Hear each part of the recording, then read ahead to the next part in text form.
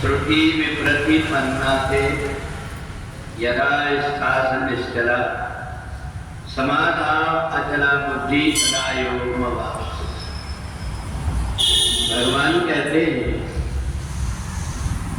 कि बहुत से लोगों की अलग अलग बात सुनकर के व्यक्ति की बुद्धि भ्रमित हो जाती है। उसको ये समझ में नहीं आता कि क्या करना उचित है और क्या करना उचित नहीं। दूसरों को देख करके हम और वैसा ही हम भी अपना आचरण करने लगे, फिर और किसी को देखे फिर वैसा हम करने लगे, तो हमारी बुद्धि छलायमान हो जाती है और इस छलायमान बुद्धि से व्यक्ति भ्रमित होते रहता है। और जितने भी वेद शास्त्र पुराण उनमें भी हर व्यक्ति अपने अपने ढंग से टीका करता है और उनके टीका करने से जन सामान्य को कई प्रकार की भ्रम पैदा हो जाता है। जितने भी पुराण अगर हम देवी पुराण की तरह सुनेंगे तो ऐसा लगेगा कि आदि शक्ति भगवती जगदम्बा ही सब कुछ। हम विष्णु पुराण सुनेंगे तो विष्णु जी की प्रधानता।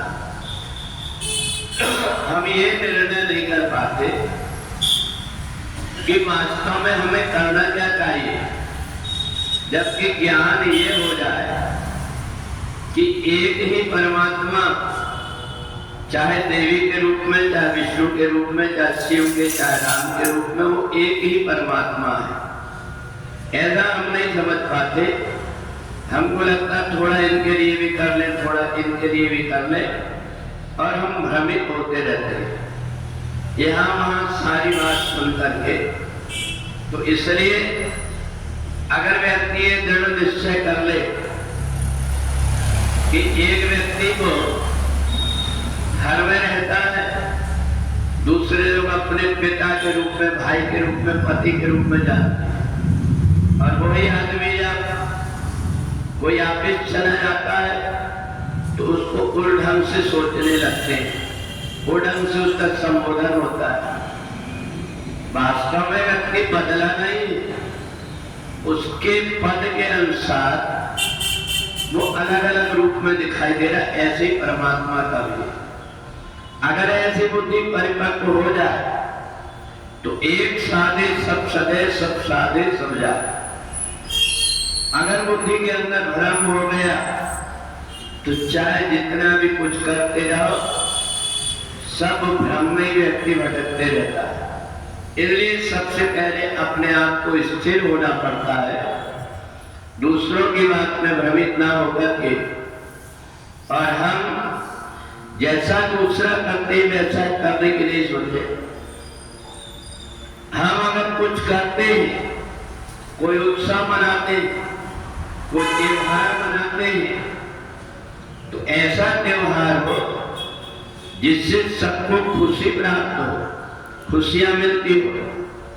परंतु हम कुछ ऐसा काम करें जिनको दूसरों को कष्ट हो, ऐसे त्योहार मनाने से कोई प्रकार का लाभ नहीं होता, बल्कि इसको हठधर्मिता कहलाती है। ऐसा काम जो व्यक्ति को परेशानी में डाल देता, कई प्रकार के रोग उत्पन्न कर देता है। ऐसा हम अगर उत्सव भी मनाएं तो उससे दूसरे जो व्यक्ति होते हैं उनको कष्ट होता है, और इसलिए भगवान ने सांख्य योग बताया। सांख्य योग में मनुष्य स्थिर हो जाए और स्थिर होकर परमात्मा से नाता जोड़ करके वो जो कुछ भी थोड़ा बहुत करता है, उतने से ही व्यक्ति को कई प्रकार की शांति मिलती है। परंतु हम भ्रम में पड़ जाते हैं। कई बार तो ऐसा भी देखा जाता है, हम परंपरा में करते आए इसलिए ऐसा करते हैं जिससे हमें परेशानी होती है। कहीं भी पूजा पाठ में अगरबत्ती जलाने का कहीं विधान कहीं नहीं है। एक अगरबत्ती में जितना धुआं होता है, 20 बीड़ी पीने से जितना नुकसान होता है उतना होता है।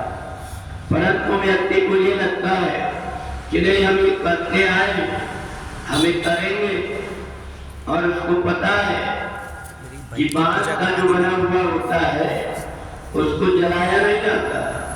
ये जानते हुए भी हम भ्रम में पड़ करके और कई प्रकार की गलती करते हैं, बाद में पछताते रहते हैं।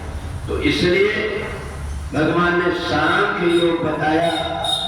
इस सांख्य योग के द्वारा हम स्थिर हो जाए, इधर उधर विचलित न होकर के अध्यात्म के वास्तविक रास्ते से जुड़े, इसमें ही हमारा कल्याण होता है। बोलो वृंदावन बिहारी।